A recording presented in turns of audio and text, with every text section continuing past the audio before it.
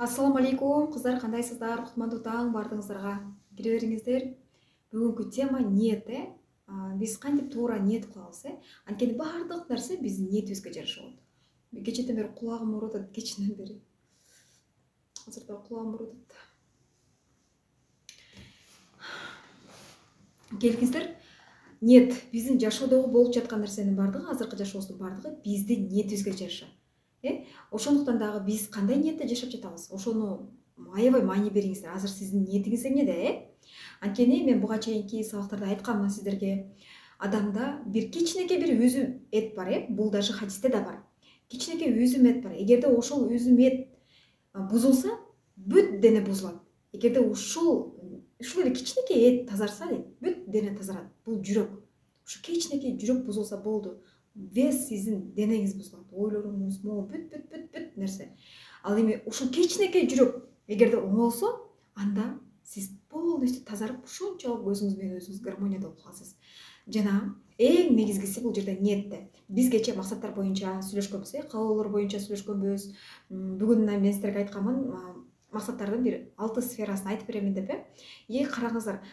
Бирок ушул максатка чейин, амалга чейин, каалоолорубузга чейин ушулардын баардыгына биринчи ниет турат бул жерде. Ихлас турат. Ихлас деген бул эмне? Бул жакшы ниетте болуу.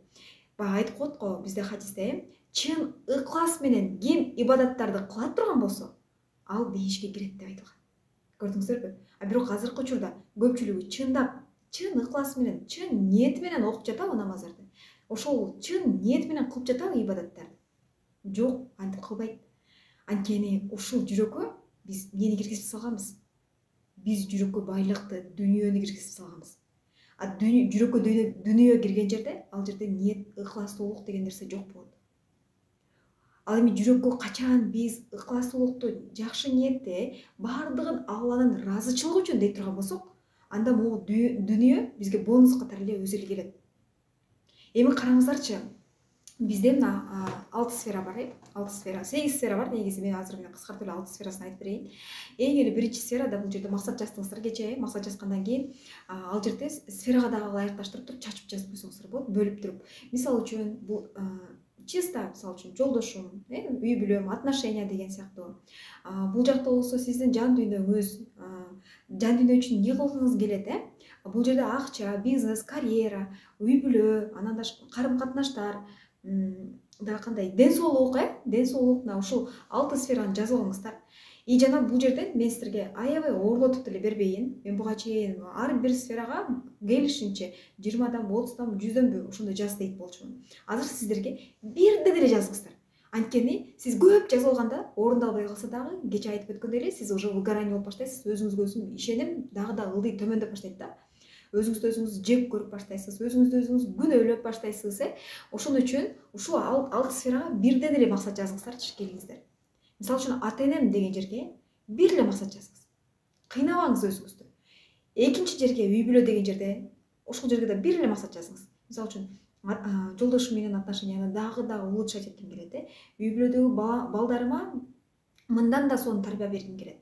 Ден соолукка дей турган болсок, ден соолукта мисалы үчүн аябай көптөн бери мынтип эртең кылам, убактысы келсин кылам деп жүргөн нерсеңизди кылыңыз. Балким сиз спорт менен машыгам деп жаткандырсыз, же массажга барам деп жатасыз, же бетиңизге уход кылайын деп жатасыз, же тишиңизди көрсөтөйүн деп жатасыз. Эми бул жерде караңыздар, ден соолукка тиешелүү ушул жерден бир максат жазыңыз. Ар бир сферада, үй бүлө, отношения, ден соолук, жан дүйнөдө сиз эмне кылайын деп жатасыз? Балким намазыңызды тургузайын деп жаткандырсыз, ибадаттарга так болоюн, бекем болоюн, илим алайын деп жаткан болсоңуз, ушул жерге мына бирден эле жазып коюңуздарчы. Өзүңүздөрдү кыйнабаңыздар. Бирден жазыңыздар, ошондо мен ишенет, сиз да ишенесиз. Ал орундалган сайын сизде уже барган сайын ишеним күчөп баштайт. Мен орундаттым, мен ушул нерсеге жеттим, мен кыла алдым, мен жасай алдым, мен колуман келди. Значит, мен дагы да колуман келе турган нерселер бар депчи. Сиз дагы да болсо өзүңүзгө ишеним дагы көбөйөрөт. Ар бирине бирден эле жазыңыздар. Бирок кечээ айтып өткөндөй эле, эмне болсун? Бул максаттар чыныгы максаттар болсун. Бирөөнүкү эмес, бирөөнү курдуп алган, бирөөнүн акысына кирип алган эмес, Кечээ айтып өткөн эч кимге зыяныңыздар тийбесин. Күндө пайда келтириңиздер.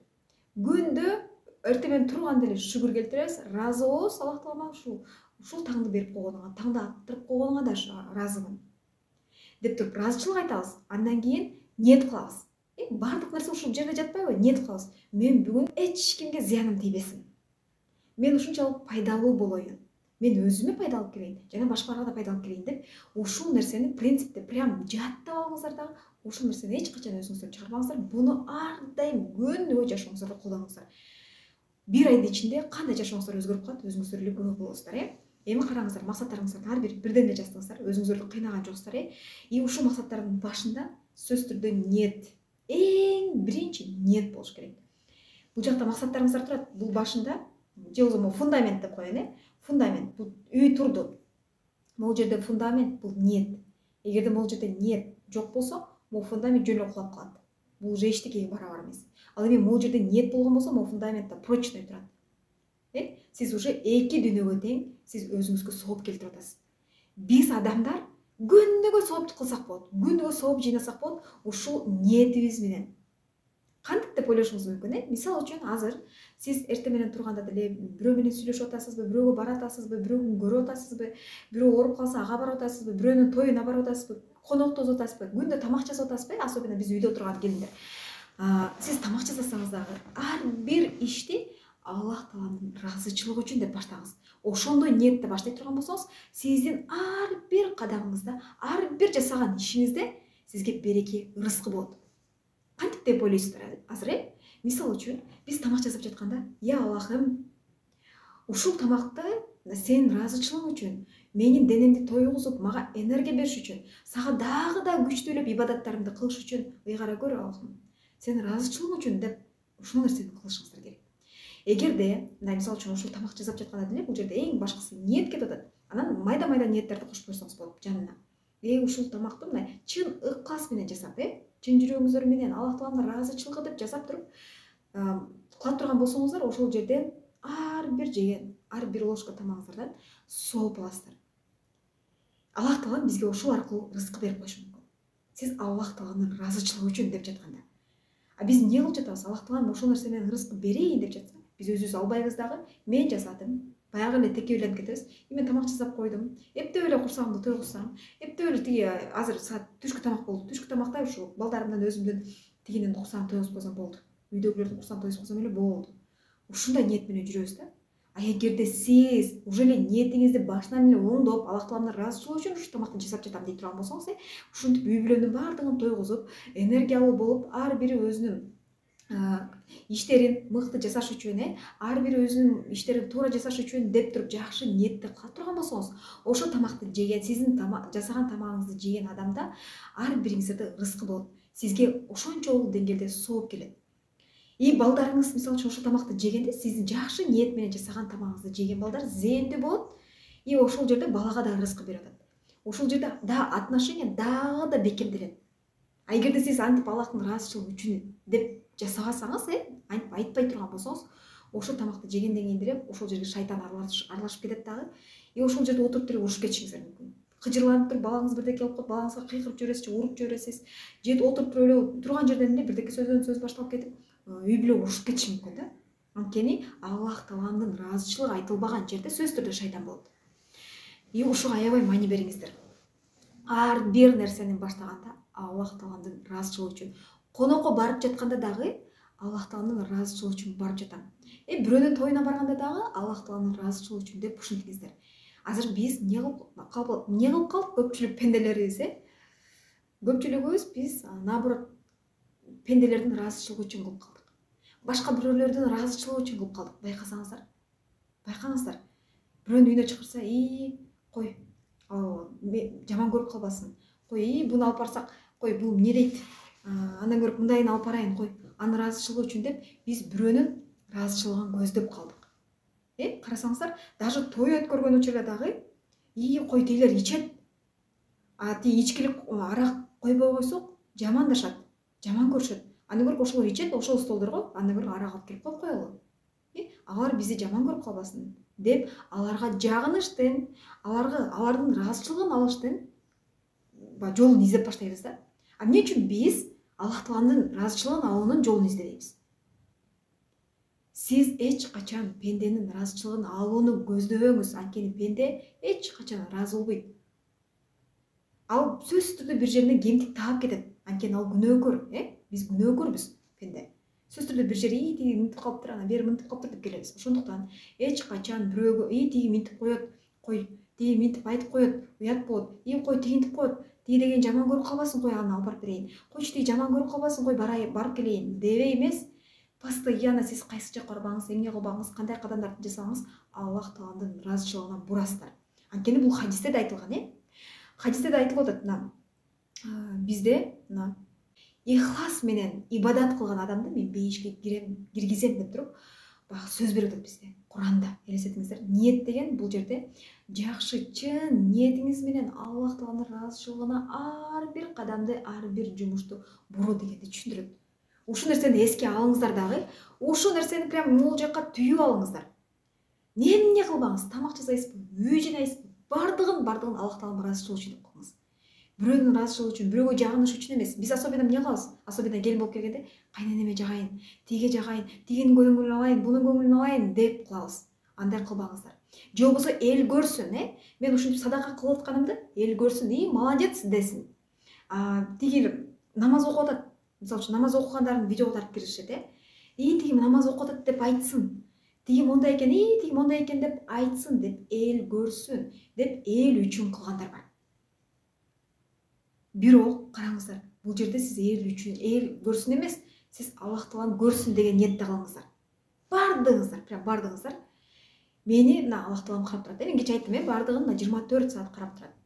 Деп туруп анан кийин ошол чын ниет менен кылыңыздар деп айтам. Баягы Чубак ажынын бир сөзү бар го, сонун раматылык эме деген да. Мен күнөө кыла берейинби дегенде баягы мынтип жооп берет го. Сен анда күнөө кыла бер, Аллах Таалам көрбөгөн жерде күнөө кыла бер. Аллах Таалам көрбөгөн жерде табасыңбы? Анда кыла бер деген экен да.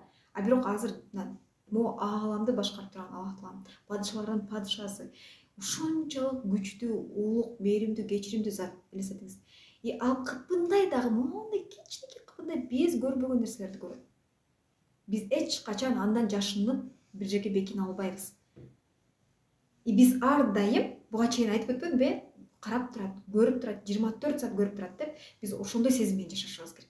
Ошондо биз эч кимди жамандабайбыз, эч кимге бир акысын жеп албайбыз, бирөөнүн акысына кирип албайбыз, жаман жакка кетпейбиз. Эгерде биз могул жактын чын жүрөгүбүз менен Аллах Таалам карап турат, мени көрүп турат, кой деп постоянно өзүбүздү туура жолго салып жүрөбүз. Бирок биз адамбыз да, могу ниет бизде ар дайым мынтип буруп турат да.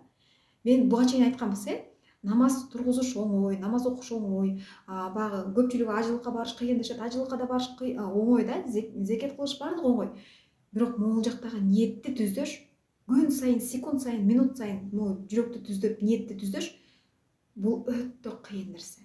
Эгерде ушул нерсени бара биз адатка айлантып турган болсок, жакшы нерсени, постоянно жакшы ниетте, постоянно Аллах Тааланын ыраазычылыгы үчүн дей турган болсок, могул жерде уже бара иммунитет пайда болуп баштайт.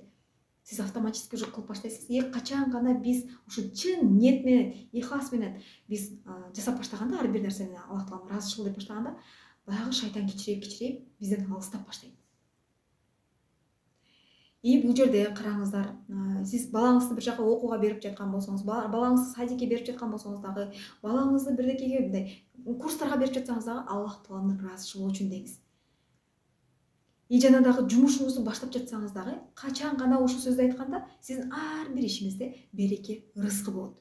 Ушул нерсени эске тутуп алыңыздар. Эгерде биз ниетти кошпой, Аллах Тааланын ыраазычылыгын кошпой туруп, мисалы үчүн могу балаңыз аябай бейбаш болуп атат, тил укпай жатат, бул балаңыз вдруг эле ушу мени укпай атат, ушу кичине тарбия алсынчы деп туруп бир курска бердиңиз. Тарбиялай турган. Ал жерден тарбияланып чыгат. Бирок все равно могул жерде сиз соогун албайсыз. Эгерде бул Аллах Тааланын ыраазычылыгы үчүн, Аллах Таалам балама ыйман бере көр, балам ушундай болсун деп, ошондой жакшы ниет менен бере турган болсоңуз, балаңыз чындап ошондой ниет менен болот, жана сизге да сооп болот. Неге дегенде, ал Аллахтын жолунда деп Аллахка тапшырып койдуңуз. Аллах Таалам, сенин ыраазычылыгың үчүн депчи, уже тапшырып койдуңуз да, үстүңүзгө кадимкидей оор нерсе түшкөндөй болот. Ар бир, мен кече айттым, сабактын аягында, биз ар дайым ар кимдин эле проблемасын ойлоп эле биз апа боло албайлы, биз Кудай боло албайлы, мындайча айтканда. Биз Аллахтын ордунда Аллах боло албайлы. Көпчүлүк учурда ошондой кылабыз. кой энем мынтип атат жашоосу, эниме жардам берсем, энимдин карызы, үкөмдүн карызы бар, аны кутулсам, апамдын карызын берсем, апамды минтсем, тигинтсем, тиге буга тигинин проблемасын чечип берсем деп ар кимде ойлонуп эле ар кимге биз Аллах боло алганбыз дагы отуруп эле кыжалат боло беребиз да. Кантип жардам бере алам, кантип жардам бере алам деп. Сиз кече айтып өткөндөй эле эч кандай жардам бере албайсыз. Сиз Кудай эмессиз, сиз Алла эмессиз. Сиз Аллах Тааланын жараткан пендесисиз, Аллах Тааланын жараткан колусуз. Сиз ошону түшүнүп алыңыз. Жана отуруп ушул башыңыздагы проблеманын бардыгын Аллага тапшырганды үйрөнүңүздөр. Эртең менен турганда мен силерге караңыздарчы, могу ниет деген кандай күчтүү, ушунчалык бир сыйкырдуу нерсе экенин айтып жатам силерге. Көпчүлүк ушул нерсени билбей, ушул эле нерсени колдонбой, каяктагы бир ширк нерселерге барып жатабыз. Каяктагы бир техникаларды өзүбүздүн жашообузга зыян келтире турган, динден чыгара турган техникаларды колдонуп, болгондо да ал техникаларды биз акча төлөп ошол нерселерди жасап жатабыз. Эми караңыздар, эми сиздер эч кандай ширк мирки жок эле, башка бир эч кандай техникалары жок эле, сиз ушул эле кичинекей сыйкырдуу ниетти гана колдонуңузчу. Сиз күндө мисалы үчүн намазыңызды эртең менен багымдатып окуп атканда, биз аягында дуа кылыңыз, отуруп чын жүрөгүңүз менен, тил менен эмес, ой менен эмес, жүрөк менен чындап, ыйлап Аллах Таалама, Аллахым, мен сенин кулуңмун. Мен сени мына жараткан сүйүктүү пендеңмин. Кечирчи, мен сенин ордуңа Алла болуп алдым, кечир. Мен ушунчалык текебер болуп алдым. Мен менсинип кеттим. Мен баарына мынтип кыжалат болуп кеттим. Мен алардын проблемасын чечип берүүгө алсызмын. Мен болгону бир алсыз кулмун. Ушул проблеманын баардыгын өзүң чечип берчи деп бир отуруп алып, бир терең дем алып, Аллах Таалам ошонун баардыгын тапшырып салыңызчы. Аллах Таалам, кыйналып жаткан ийниме жардам бере көр. Аллах Таалам, ушул кыйналып жаткан эжеме, тиге, тууганыма, апама, атама, баардыгына жардам бере көр деп Алладан гана сураңыз. Ошондо точно сиз жардам бере албаган нерсени Аллах Таалам жардам бере алат. Анткени сиз эч кандай ал нерсеге жардам да бере албайсыз. Канчалык аракет кылсаңыз да, канчалык тырмышсаңыз да, сиздин колуңуздан келбей турган нерсе. Ал нерсе только Аллах Тааланын гана колунан келет. Ушунчалык кудуреттүү зат Аллахтын гана колунан келет. Ушул нерсени түшүнүп алып, ар бир нерсени Алладан сураганды, ар бир нерсени Аллага тапшырганды үйрөнүңүздөр. Карыз аласызбы, кредит аласызбы? Ошол нерседен кыжалатчылык болуп жаткан болсоңуз дагы, мисалы үчүн, Аллахым, ушул кредиттеримди, карыздарымды кутултууга жардам бере көрчү, мисалы үчүн жана акча деген максат жазып атпайсыздарбы? Ошол жерге сиздин алдыга койгон максаттарыңыз, мисалы үчүн, карыз кредит менен кутулам, ушинтип жазып атасыздар да. Ошол учурда Аллахым, ушул карыз кредиттен кутултууну жардам бере көрчү, оңой жолун бере көрчү, өзүң ушул нерседен кутулта көрчү дей турган болсоңуз, ошол карыздарыңызды да оңой, жеңил жол менен Аллах Таалам кутултуп, жолун таап берип коет. Бирок ошол эле учурда пенде эмне кылыш керек? Баягы хадисте айтылгандай эле аракет кылыш керек. Аракеттин арты менен ал берекесин бере берет Аллах Таалам. Ушул нерсени эч эске салып, прям туюп алыңыздар. Мен жөн эле дуа кылып коюп эле отура берейин, болду десеңиздер жаңыласыздар. Пенде биринчи ниет кылыш керек, анан максат коюш керек, анан план менен жүрүш керек. Пландан кийин анан кыймыл аракеттерди кылып башташ керек ошого жараша. Анткени мына караңыздар, эртең менен кечинде жатарда, Аллахым деп ушу бүгүнкү күнгө ыраазычылык, андан кийин эртеси күнгө, мына эртеңки күнүңдү берекелүү кыла көр. Эртеңки күнү дагы ойлорумду тазалай көр. Жакшы нерселерди кылайын, зыян нерселерди тарта көр, мени тыя көр деп өзүбүздү мынтип дуа кылабыз дагы. Мен бул дуалар боюнча сөздөрү менен полностью бул жака салып коёмун, өзүнчө да дуалар рубрикасын кылам сөздөрдө. Даже мына эртең деле же болбосо бүгүн деле киргизип коем сиздерге. Ошол учурда мына караңыздар, дуа кыласыздар жана эртеңки күнгө уже план түзөсүздөр. Эртең эмне кыласыздар? Эртеңки күнгө максатыңыздар жок болгон болсо, эртеңки күнгө сиздерде план жок болсо, сиздер эртең менен турбай каласыздар да уктап каласыздар.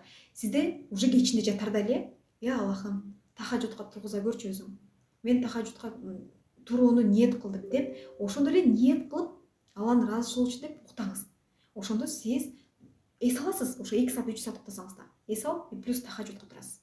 Андан кийин багымдат намазын убагында окууга ниет кылдым деп, Аллах таалам мен ошол нерсеге ойгото көрчү деп эртеңки күндүн уже эле бүгүн суранып башташыбыз керек. Эмне каалайбыз эртеңки күнгө? Эртеңки күнгө уже пландарды коюп башташыңыздар керек. Анан негизи эле мусулмандын эң негизги милдети эмне? Бизге мына 24 саат убакыт берип койду, 24 саат убакытта сиз эмнелерди кылышыңыз керек? Биринчи эле очередь. Көпчүлүгү ушул жерден ката кетет, байкаңыздар. Мына Аллах таалам бизге бүт нерсени берди. Убакытты берди, бизге мына могул денени берди, полностью бизге берип койду. Бирок биз ушул убакытты эмнеге куратып жатабыз? Байкаңыздар. Биз эртең менен турганда эле тамак жасашыбыз керек. Садикке алып барышым керек, тигини окуга алып барышым керек, мен башымды жуушум керек, же душка түшүшүм керек, ушундай нерселерди кыласыздар. Бирок чыныгы мусулмандын милдети эмне? Эртең менен туруп, дарат алып, намаз окууда, ибадаттарды кылууда. Биз биринчи ибадаттарды кылабыз. Аллах тааланын жолунда биз өзүбүздүн милдеттерибизди аткарып туруп, андан кийин гана дүйнөлүк иштерди кылабыз. Дүнүйөлүк иштерди. Биринчи бизге эмне милдеттендирилген болсо, бул жерде уже печать менен жазылып, сен ушул нерселерди кылышың керек, могул сага парз болгон деген парздарыбызды аткарып туруп, андан кийин гана дүнүйөлүк иштерди жасап баштайбыз. Тамак жасап, анан тигини кылып, үй жыйнап, ошондо дагы ар бир кадамыбызды Аллах тааланын ыраазычылыгы үчүн кылабыз. Эми караңыздар. Биз эгерде пландабай турган болсок, анда убактыбыз жөн эле текке кетип калат. Ошол 24 саат убакытты сиз жөн эле уткуруп жибергенге барабар болосуз. Ар бир ибадатыңызды каза кылып коесуз да. Туурабы? Сиз ар бир нерседен, өзүңүздүн ар бир кадамыңыздан, иш аракеттериңиздерден сооп албастан, кайра өзүңүз ошол кадамдардан зыян тартып каласыздар. Ошондуктан бул жерде караңыздарчы, биздин ушундай соом жараткан Аллах таалам ар бир шагыңда сен сооп кылсаң болот деп туруп ушундай нерселерди берип койгон бизге. Бирок биз наоборот ушул нерселерди кылбастан, каяктагы бир динден чыгара турган ширк техникаларды айтабыз. Кылабыз да. Акча потогун ачуучу, анан миллиондорду келтирүүчү, анан боюңда болуп калуучу, бактылуу болуп кетүүчү, могу бирдекени колдонсоң 40 күн ичинде же 20 күн ичинде 20 жолу кайталасаң минтип кетесиң дегендер, мисалы үчүн.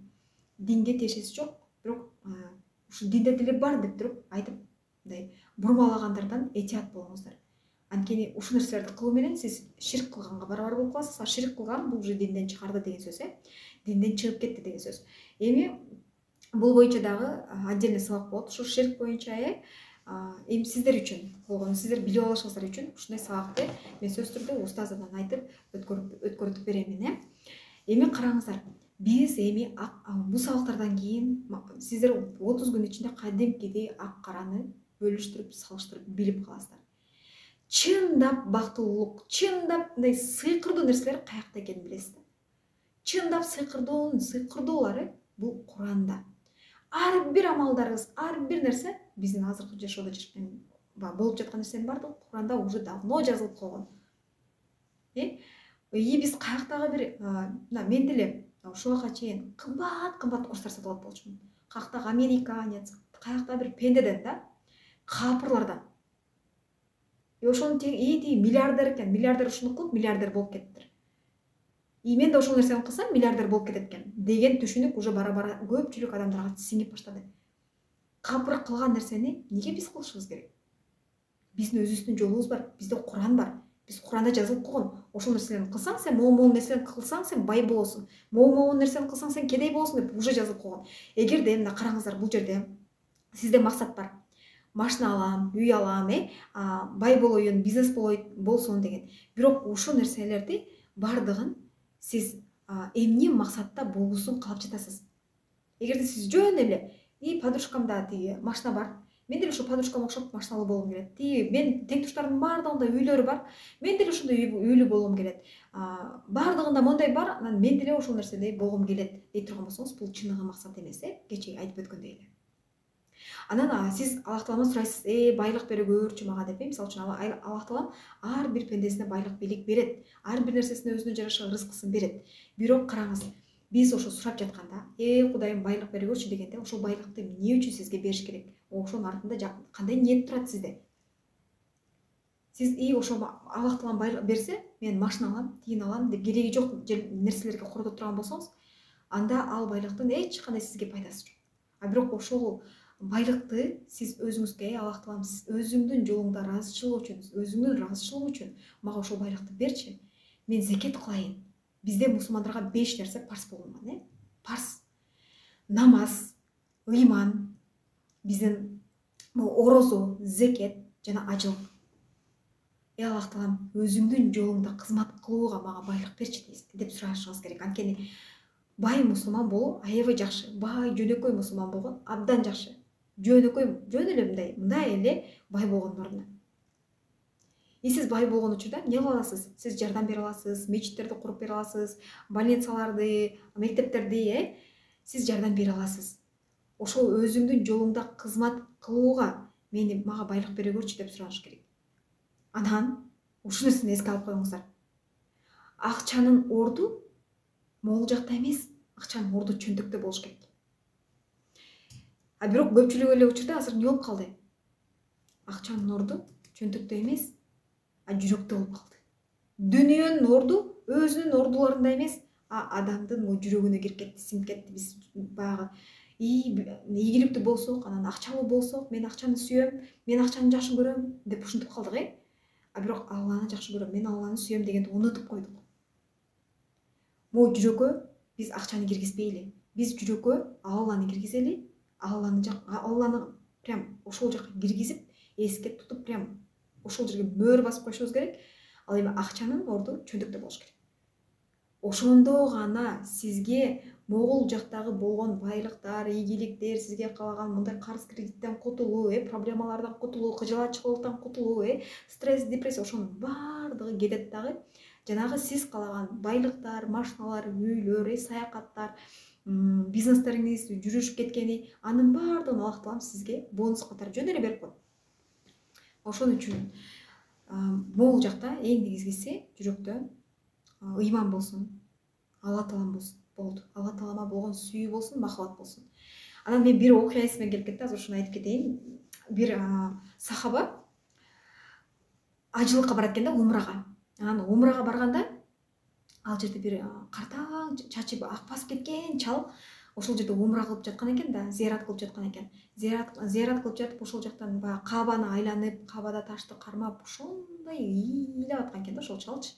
Анан аксакал деп кой, аксакал аябай ыйлап аткан экен. Анан сахаба көрүп алып ушунчалык суктанат экен да. Кандай пенде карачы, кандай жүрөгү таза дейт экен да. Ошол учурда баягы бул жагына ой келет экен да. Сен биринчи анын жүрөгүн карап көрчү дейт экен. Ошол учурда баягы сахаба ал чалдын жүрөгүн, ошол аксакалдын жүрөгүн карап көргөндө, жүрөгүндө баягы ниет жатат экен да. Ошол жерде зыяратта ал Кабаны зыярат кылып жатып, умрага барып, анын жүрөгүндө айылымда 2 эчким калып калган, айылымда тиги калып калган, эмне болду экен деп ал ошол жерде зыярат кылып атып дагы тигил жактагы дүнүйөсүн ойлоп атат. Бул кандай акмакчылык, Алла сактасын. Эми караңыз. Ошол эле сахаба базарга барат экен. Базарда ушундай алтындарды, мешок алтындар көтөрүп алып, бир жап-жаш бала соода кылып аткан экен. Ошондо баягы сахаба аны карап, карачы кандай текебер. Дүнүйөнүн артынан түшүп алган. Дүнүйөнүн артынан ушунчалык баягы түшүп, дүнүйө болуп кеткен бунун баардыгы. Алла ушундайдан сактасын деп аны ушундай жиркенип, мындай жаман көрүп калат экен да. Ошол учурда анын оюна шылк ой келет да. Ал баланын сыртын эмес, жүрөгүн карачы деп. Ошол учурда ал ошол алтындарды, кап алтындарды көтөрүп алып, соода кылып аткан соодагердин баланын жүрөгүн караса эле, жүрөгүндө Аллах турат экен. Кимдин жүрөгүндө Аллах турган болсо, могул жактагы жетпей жаткан байлыктын баарын Аллах таалам берип коет өзү эле. Ошондо баягы баланы көрүп, жүрөгүн көрүп, карап алып, баягы сахаба уялат экен да. Кадимкидей өзүнүн ойлорунан уялып кетет экен. Азыркы учурда мына карасаңыздар, азыр жашообузда деле канчалык адамдар бар, бирөөнүн сыртынан эле карап, сөз кылып, ага жала жаап, ал монтип койгон, ал мындай эле кыз, анан мен билем, анан дегенсип, ал адамды жамандап билбей эле, тааныбай эле, ал менен сүйлөшүп, беттешпей туруп эле жамандап, жаман көрүшөт. Эми жана сахабаны караңыз. Жөн эле ойлору менен ойлоп койду. Анын жүрөгүн көргөндөн кийин, Аллах жүрөгүндө Аллах деген жазуун көргөндөн кийин, ал уже өзүнөн өзү уялып, мен ошол адамдын акысына кирип кеткен жокмунбу деп, субханалла деп кечирим сурайт да. Мен ойлорум менен анын акысына кирип алган жокмунбу депчи. Астагфирулла деп. И караңыздар, эң негизгиси бул жерде биз ар бир нерсени бирөөнүн ыраазычылыгы үчүн кылбайлы. Мисалы үчүн молдолор деле бар, же устаттар деле бар, наставниктер, шакирттер деген сыяктуу жашоодо. Мисалы үчүн мен буга убагында муну үйрөтүп койдум эле. Бул вообще наразы, эми ыраазы эмес. Эч ыраазы болбойт. Мен убагында буга даже моундай жардам бергенмин. Бирок ошол жардамымдын бирин да билген жок, бирин да сезген жок деп биз улам баягы кылган эмгектерибизди, кылган амалдарыбызды, топтогон соопторубузду экеселеп, 10 эселеп чакалап чачып жиберебиз да. Баягы кашыктап чогулткан соопторду чакалап чачып жиберебиз. Сиз эч качан бирөөгө бир нерсе кылып берген болсоңуз, милдет кылбаңыз. Сиз ар дайым бир нерсе кылып жатсаңыз, Аллах Тааланын ыраазычылыгы үчүн деңиз. Бизде кыргыздарда кандай болуп калган? Бизде деген салт санаалар бар. Атайын барабыз, бирөөнү туктуктай турган болсок, же бирөөгө конокко бара турган болсок, же бир кандайдыр бир тойлорду өткөрө турган болсок, сөзсүз түрдө ал жерге эмне кылабыз? Ал жерде биз айтабыз: 5000 сом алып бардым, кайра 5000 сом алам. Мен тиги мындай жакшылык кылдым, кайра обратно ошол жакшылыкты кайра күтөрөбүз ошол пендеден. Пендеге бирөөгө биз жакшылык кылабыз, кайра обратно ошодон кайра жакшылык күтөрөбүз да. Жок. Ушул моментти эске салып коюңуздар бул жака. Сиз бирөөгө жакшылык кыласыз, обратно кайра милдет кылып, адан ответ күтпөңүз. Ар бир нерсени Аллах Тааланын ыраазычылыгы үчүн деп гана кыласыз, болду. Канчалык деңгээлде жашооңуз жеңилдейт, өзүңүз түшүнүп каласыз. Анан ар бир нерсени жонуңуздардан түшүрүп, Аллахка тапшырганды үйрөнүңүздөр.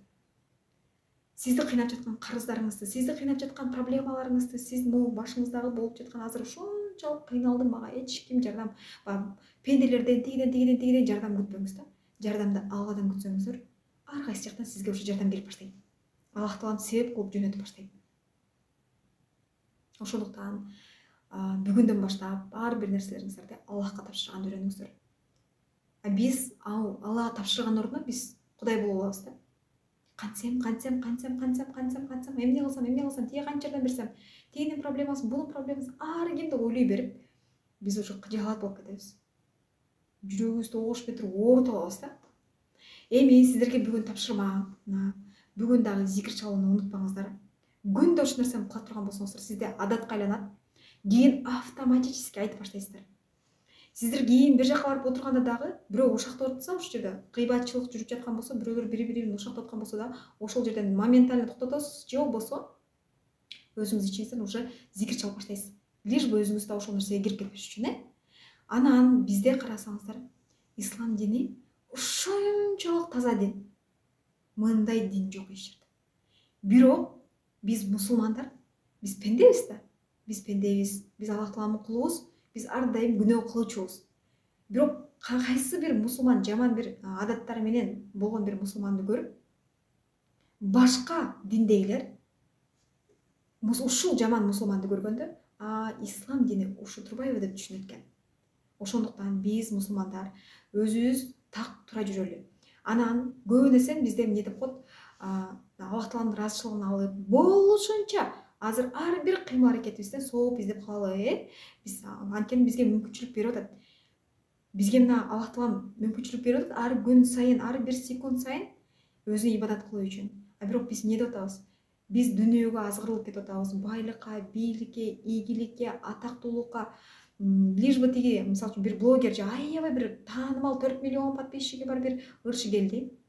Сизге келип катташайын деп атса, тим эле жанталашып, ал менен катташкыңыз келип, анын ыраазычылыгын алгыңыз келип ушинтип кетет, Жок, башында сиз Аллах Тааланын ыраазычылыгын алыңыздар. Бирөөгө эч качан мынтип байланбаңыздар да. Анан бирөөнүн артынан эч качан чуркап, тим эле эме болбоңуздар. Аны кумир тута албаңыздар. Эң негизгиси бул жакта ниетти түзөйлү. Анан ар дайым жакшы амалдарды жасаганга аракет кылалы. Күнүгө ушул нерсени эске алыңыздар. Сиздерге ушул тапшырма. Күнүгө ыраазы болуңуздар бар нерсеңиздерге. Зикир чаласыздар постоянно. Мен еще дуаларды берем, ошолорду айтып баштайсыздар. Эртең биз уже суу жөнүндө өтөбүз, суунун фазилеттери боюнча, анан адам акысы боюнча да айтып берем. Анын до конца айткан эмесмин, ал бонуска берилген. Ошол боюнча да киргизип коем сөзсүз түрдө. Суунун фазилеттерин биле алышыңыз керек, анткени күндө сиздер дарат менен, гусул менен жүрө турган болсоңуздар, сиздер ушунчалык жумушуңуздар дагы да жеңилдейт. Ошондой жеңилдеп каласыздар. Тазарып. Анткени Аллах Таалам күндө биздин 5 убакыт намазды берип койгон экен да. беш жок биз жуунабыз, тазаланабыз, беш жок биз Аллах Таала менен жолугабыз, сүйлөшөбүз. Кандай сонун. Эми кыздар, мына бүгүнкү сиздерге болгон тапшырмам мына максаттар жазасыздар. Ар бир сферага бирден мен группага да жазып коямын. Анан сөзсүз түрдө шүгүрчүлүк келтиребиз, ыраазычылык айтабыз, эч кимге зыяныбызды тийгизбейбиз, баягы эле өзүбүздү контролдойбуз.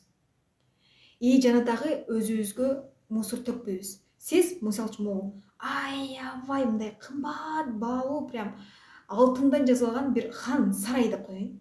Хан сарайсыз. Ушунчалык баягы хандар жашаган алтындан жаралган хан сарайсыз. И сиздин бирөө келип эле мусорлорду төгө берсе, сиз ошол мусорлордун баарын эле өзүңүздүн ичиңизге сактай бербеңиз. Мындайча айтканда, алтындан жасалган хан сарайдын ортосуна алып барып мусор төккөндөй болуп калат. Сиз ушунчалык баалуу адамсыз, Аллах Таалам сизди сүйүү менен, махабат менен жаратып койгон, ушундай баалуу адамсыз, пендесиз. Сиз ар кайсы жактан эле негативдерди алып келип эле бул жакка киргизе бербеңиз. Тигинин деле проблемасын, бунун деле проблемасын, тигинин айткан ушагын, ар ким келип эле өзүнүн проблемасын, өзүнүн ушагын, жаман энергетикасын, жаман бир негативный ойлорун баардыгын сизге келип эле моюнтуп таштай бербесин. Өзүңүздүн границаңызды коргоңуз.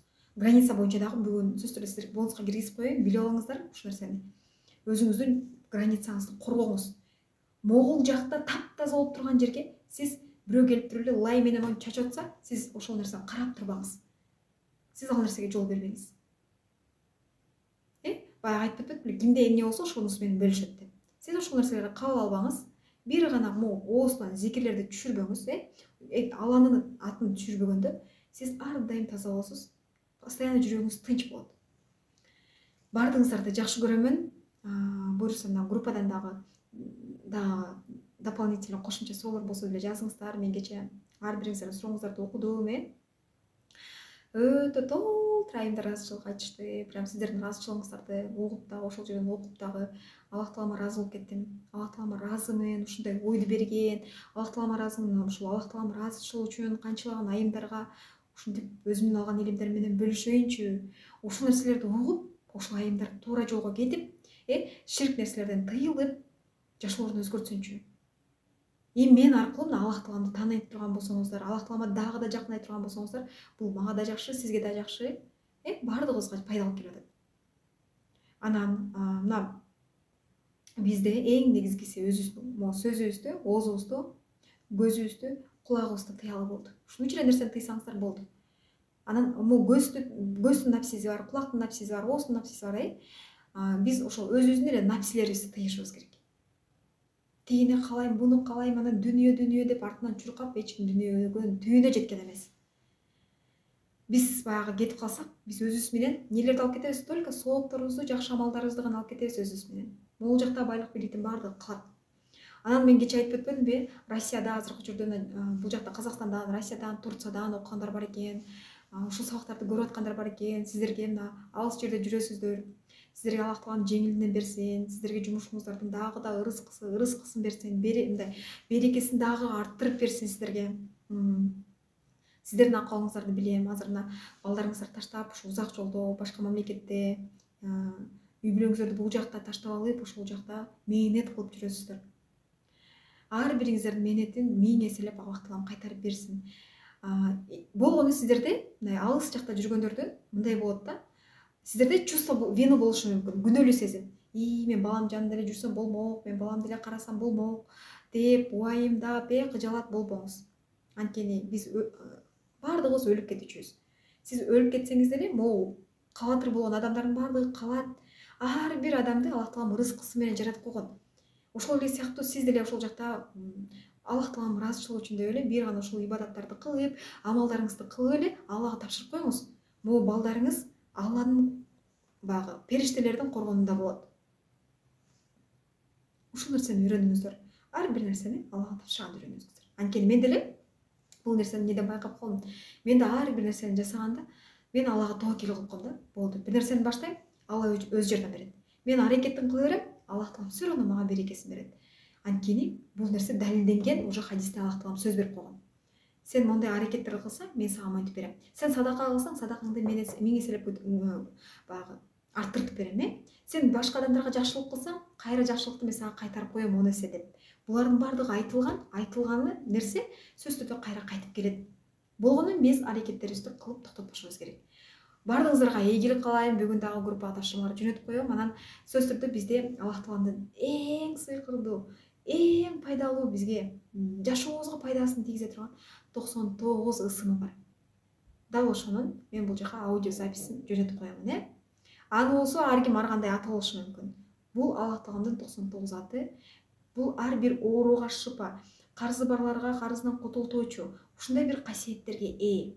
Биз эч качан гипномедитация, тиги бу деп ар кимдин капырлардын бизге чыгарып койгон ширк методдорун жасабастан, техникаларды жасабастан, ушул Курандагы эле аяттар менен, сүрөлөр менен жакшы дуаларды кылып эле биз ушул нерселерден арылсак болот. Кыжалатчылыктан, сизде эмне каалаган болсоңуз ошол нерсенин бардыгын ушул жак менен эле орундатсаңыз болот. Анткени берүүчү да Аллах Таалам, алуучу да Аллах Таалам.